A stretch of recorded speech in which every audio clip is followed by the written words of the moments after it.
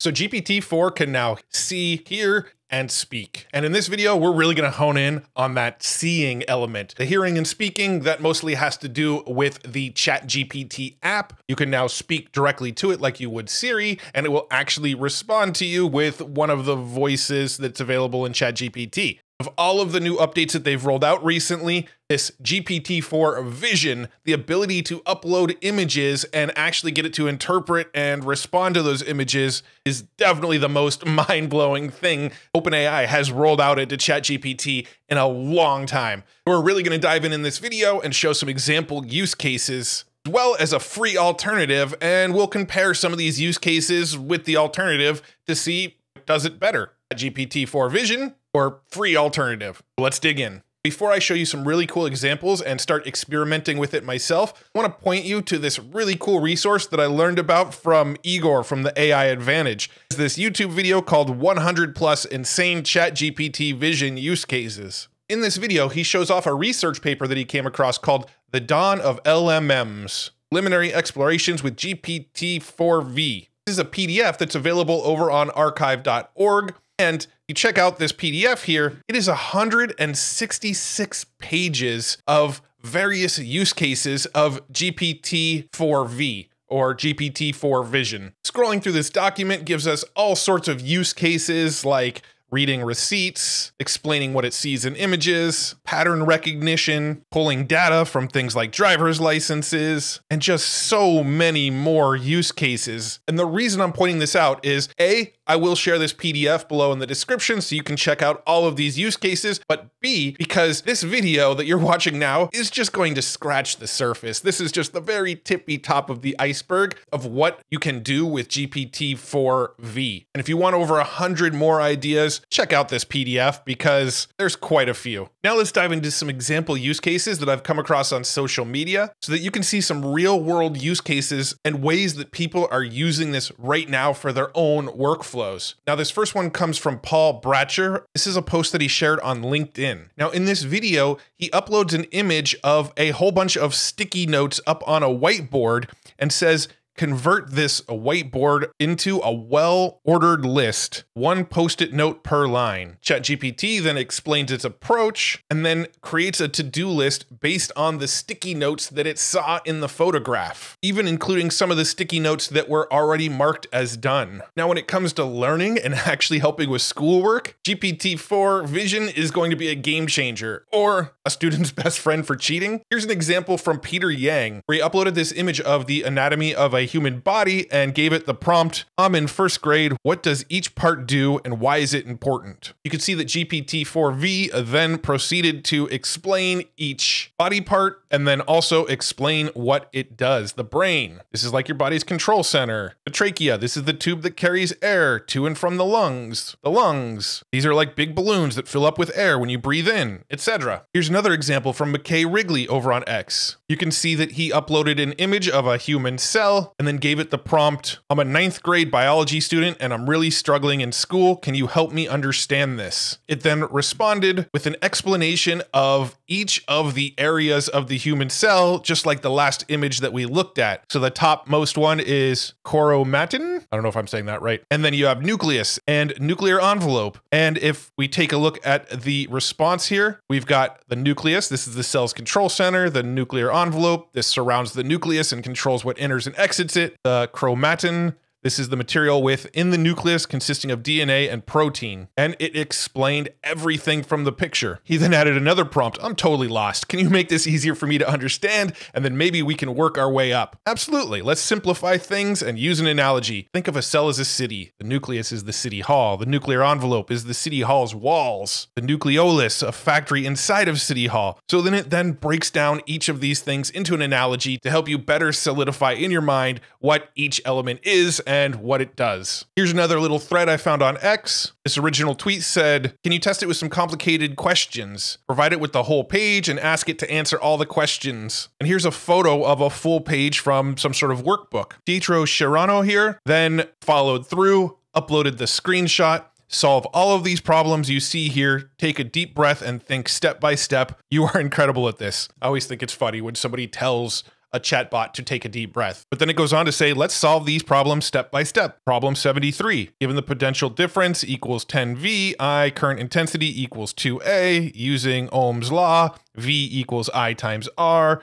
and it goes on to solve the problem. You can see it basically shows its work and then moves on to problem 74. When the length of the wire is doubled, the resistance becomes this formula. Moves on to problem 75, shows its work, shows the answer to 75, and as far as I can tell, figured out the answers to these problems. Now, I'm not good enough at math or know these symbols well enough to tell you whether it answered the questions correctly, but I feel like if I follow along to the logic that it maps out here, then it seems like it's most likely correct. And here's another example from Peter Yang of somebody cheating on their homework. I mean, using school homework as an example. They uploaded an image with 16 different math problems on it here, and then gave the prompt, give me the answers. Certainly, let's solve these addition problems. And then one by one, it solved all of the addition problems. Here's another example from McKay Wrigley. ChatGPT Vision takes an image of groceries and converts it to JSON based on the instructions. So this image of some fruits and vegetables was uploaded. The prompt was given, convert this to JSON following the instructions, identify all of the fruits, and then for each fruit, I need an object with a name property and nutrition property with estimated calories, carbs, fat, and protein properties. ChatGPT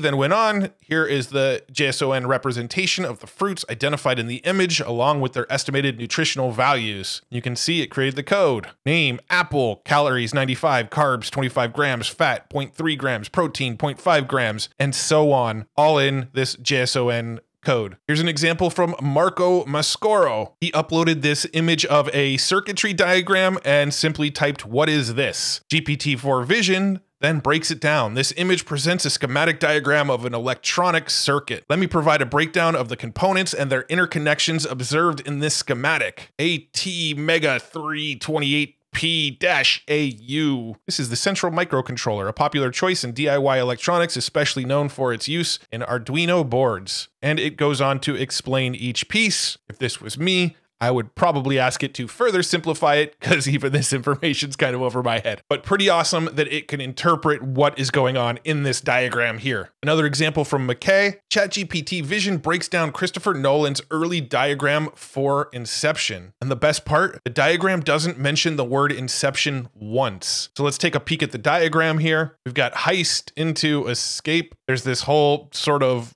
plot storyline here with some notes on the side. The prompt was given, analyze this diagram, break it down for me in as much detail as possible. The diagram appears to be a representation of the dream levels and the progression of the events in the movie Inception. The movie involves navigating through multiple levels of dreams, each deeper and more time dilated than the previous one. Let's break down the diagram. And then it goes through and breaks down the diagram all about the movie, and it figured out it was from Inception without the words Inception being even mentioned once. There's two main sections of the plot, the heist and the escape. You've got the main characters of the film. You've got the kidnap, the chase in the hospital, the limbo, the various annotations, the lines and arrows, the lines connecting different levels and characters depict the flow from one dream level to the next. Crazy. Here's another example from Pietro Schirano here, where he says, who is this? And then he also has something added in the custom instructions, but from his tweet, he doesn't share what's in the custom instructions. But when asked, who is this? GPT-4 Vision says this is Joaquin Phoenix portraying the character Theodore Twombly in the movie Her. And finally, here's another example from Pietro, GPT-4 Vision for interior design. He uploaded this image from a apartment or a condo here and said,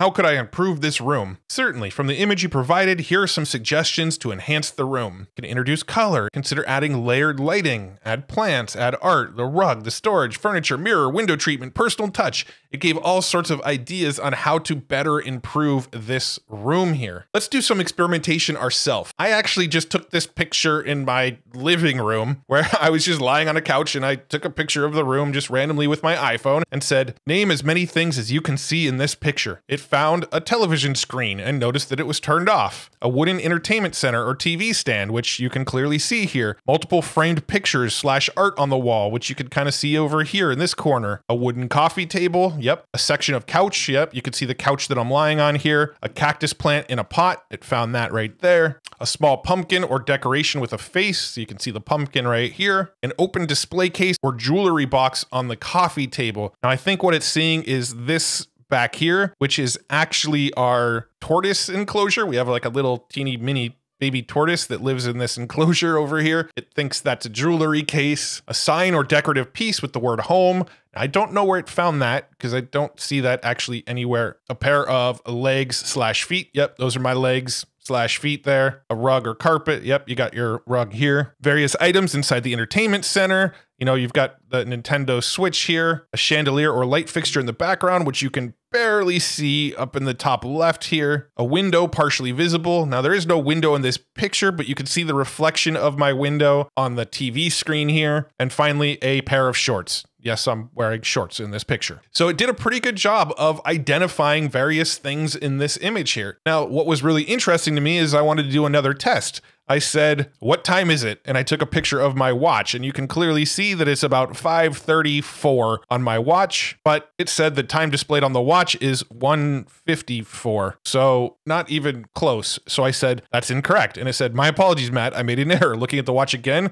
the time is 1:52. Thanks for pointing it out, which still incorrect. And then I said the time on the watch shows 5:34, and it says, you're right, Matt. I apologize for the oversight. The time is indeed 5:34. Thank you for correcting me. Now, I did mention that if you don't have GPT-4 Vision, meaning maybe you haven't upgraded to ChatGPT Plus, or maybe it just hasn't rolled out in your account yet, or you're in a country where maybe it's not available yet, well, there is an option called Lava, or Large Language and Vision Assistant, which according to the GitHub page is actually open source. So it's publicly available to anyone, and anyone should be able to use this. Now, if I drop the same image in of me sitting on my couch, and I give it the same prompt, name as many things as you can see in this picture, and send it in, it starts to respond. In the image, there's a person sitting on a couch in a living room with their feet up. The room features a large flat screen TV mounted on the wall, which is the main focus of the scene. There is also a potted plant placed near the TV, adding a touch of greenery to the space. Additionally, there are 2 books visible in the room, one located near the person and the other closer to the TV. Now, I don't believe there's any books in the picture. A remote control can be seen on the couch. Also not true. Likely used for operating the TV. The overall atmosphere of the room appears to be relaxed and comfortable with the person enjoying their time on the couch. That part, probably true. But it did make up some stuff. It mentioned that there were books that don't exist and a remote that is actually not visible. Not quite